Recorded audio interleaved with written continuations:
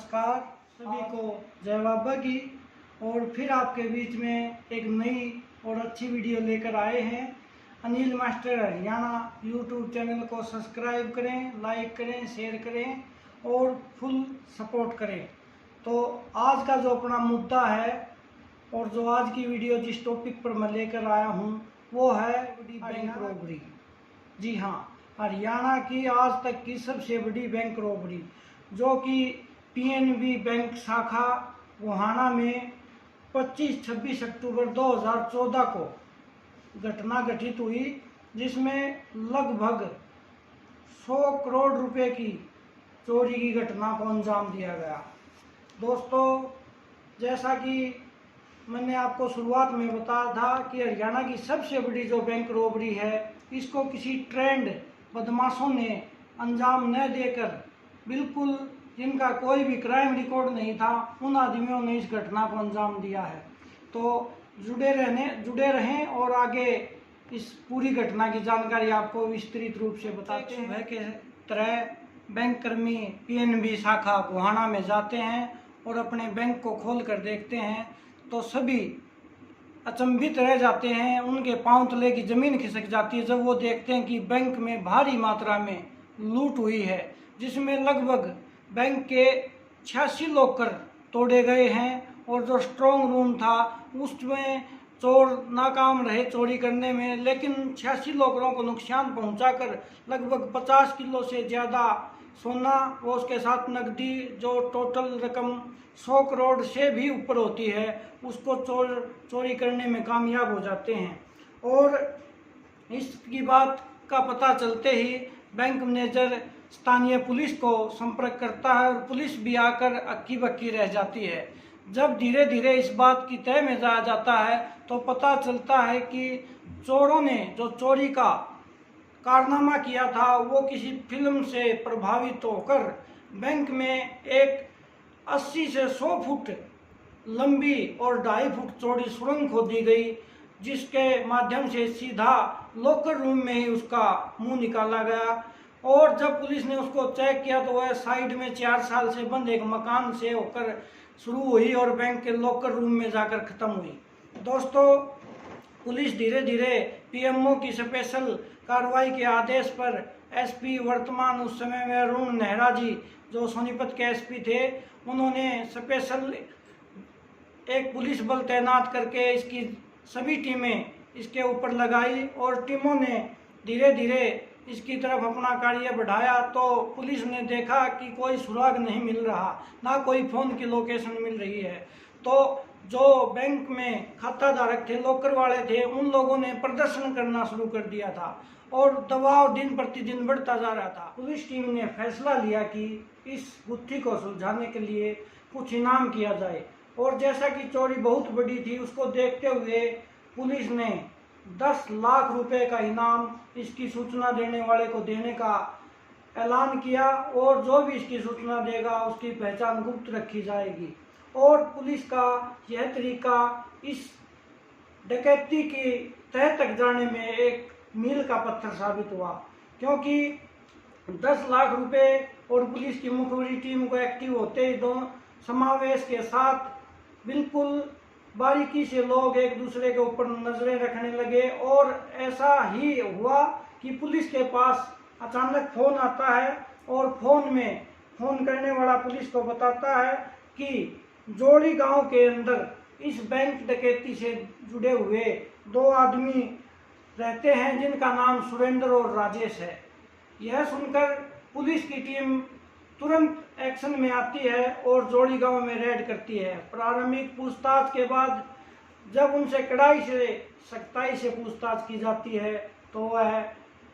Police के सामने सारा राज उगल देते हैं। और पुलिस के पास फ़ोन आया और फ़ोन आने के बाद पुलिस ने जब कार्रवाई की तो 2 आदमियों को उठाकर जब उनसे कड़ाई से पूछताछ की गई तो उन्होंने इस 100 करोड़ की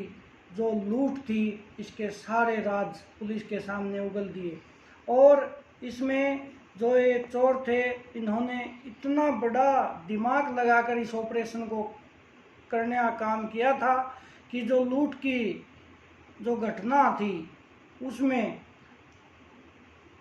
उन्होंने लगभग 1.5 महीने तक सुरंग खोदने का काम किया, जिस दौरान उन्होंने कभी भी मोबाइल फ़ोन का कोई इस्तेमाल नहीं किया। और उसके साथ साथ वे एक दिन में खुदाई न करके वहाँ से टेलीफोन की तारें भी थी, उनको बचाते हुए साइड वाले मकान से जो 100 फुट की सुरंग खोदी गई, उसमें 2.5 फुट उसकी चौड़ाई की गई और उसको 1.5 महीने के लगभग अंजाम दिया गया खुदाई को, जिसमें मेन जो इस कड़ी के सूत्रधार थे वो थे सतीश और महिपाल। ये आपस में एक दूसरे के रिश्तेदार थे जो कि पानीपत में प्रॉपर्टी का कारोबार करते थे, और प्रॉपर्टी के कारोबार में आई मंदी के कारण इन दोनों की आर्थिक स्थिति काफ़ी कमज़ोर हो गई थी, और इन्होंने अपनी आर्थिक कमजोरी को दूर करने के लिए सही रास्ता न चुनकर एक गलत रास्ता चोरी का चुना, और दोनों ने 2 बार पहले भी कोशिश की लेकिन ये कामयाब नहीं हुए। फिर इन्होंने योजनाबद्ध तरीके से महिपाल ने अपने गांव से ही 3 आदमियों को और अपने साथ में ऐड किया, जिसमें से राजेश, सुरेंद्र और बलराज। इनमें से एक कंप्यूटर ऑपरेटर और लैब अटेंडेंट था,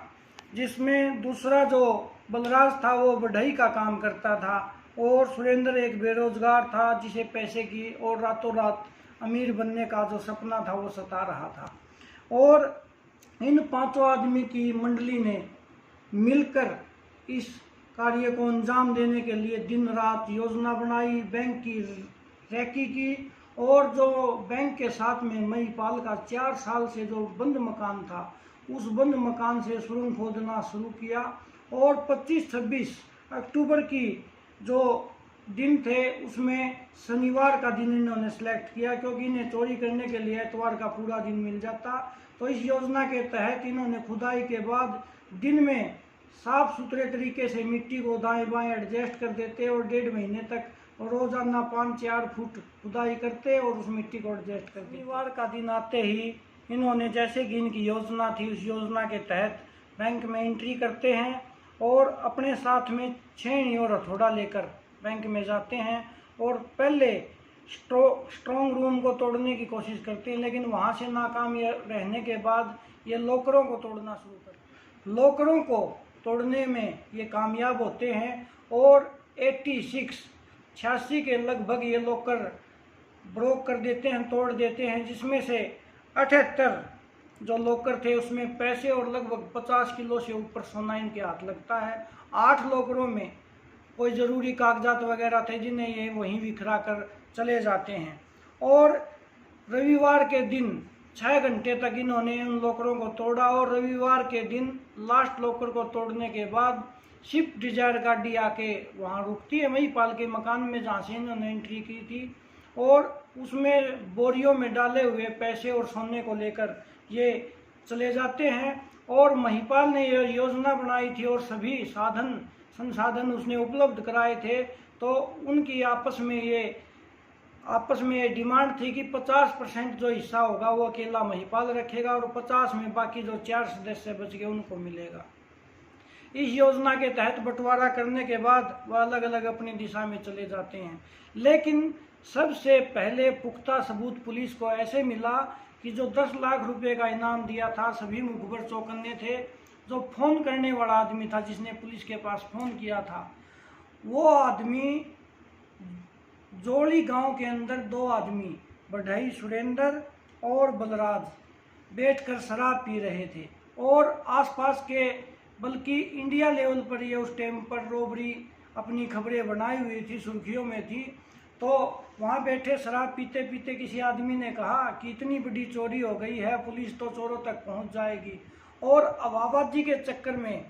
बलराज ने अपने आप को महान जादूगर, महान चोर विशेषज्ञ मानते हुए,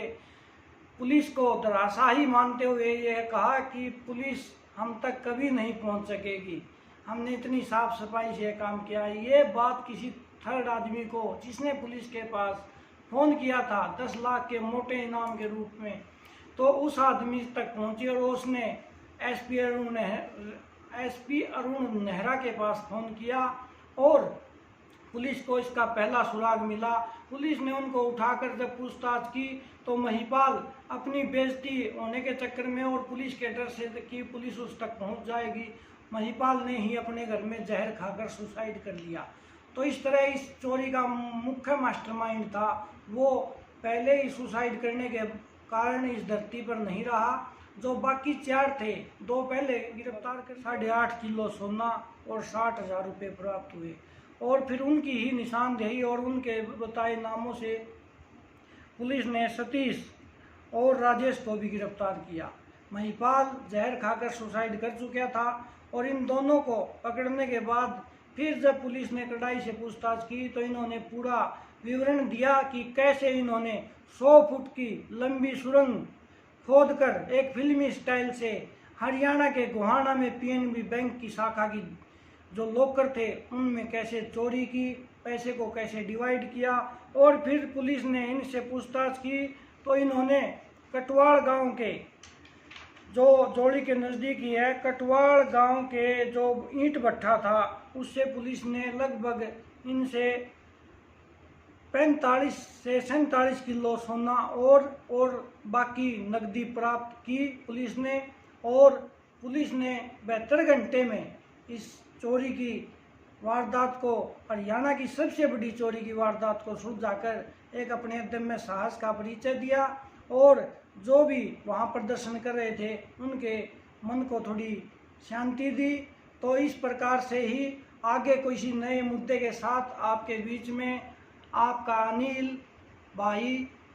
आपका दोस्त मित्र आपके बीच में उपस्थित होगा। और जिस भाई को किसी भी स्पेशल विषय के ऊपर कोई वीडियो की इच्छा है तो नीचे कमेंट बॉक्स में लिखें। आपके बीच में फिर दोबारा से अच्छी वीडियो लेकर जल्द से जल्द पहुंचेंगे और भगवान से कामना करते हैं कि आप सभी स्वस्थ होंगे, उन्नति और तरक्की के साथ होंगे। एक बार फिर आपसे निवेदन करता हूं कि आपके भाई, आपके दोस्त, आपके मित्र, आपके छोटे भाई Anil master Haryana YouTube channel को, Anil master Haryana YouTube channel को सब्सक्राइब करें, लाइक करें, शेयर करें और हर तरह की वीडियो का आनंद लेने के लिए हमसे जुड़ें। धन्यवाद।